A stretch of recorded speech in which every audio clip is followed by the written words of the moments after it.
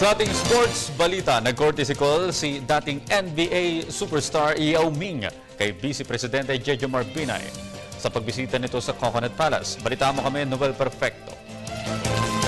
Matapos na mapagkaguluhan ang pambato ng bansang China sa Ninoy Aquino International at nang magsagawa ng training sessions ang Shanghai Sharks na pag-aari nito, nagpakita naman ang 7 feet 6 inches tall na si Yao Ming sa pangalawang pangulo ng bansa na si Jejomar Binay sa Coconut Palace.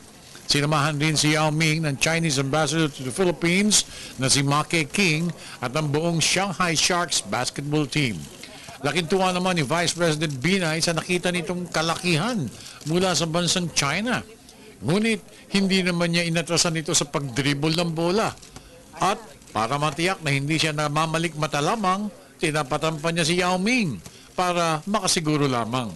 Pinuri at pinasalamatan ni Vice President Binay ang pagdalo ng koponan ng China sa bansa. Aniya, malaki may tutulong sa pagpapaigip pang lalo ng kooperasyon ng Pilipinas at China sa pamamagitan ng palitan ng mutual expertise sa palakasan.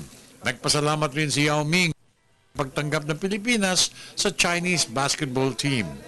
Pinasalamatan rin ni Binay si Ambassador Ma Keqing sa pagdalaw niya sa bahay ng pangalawang Pangulo.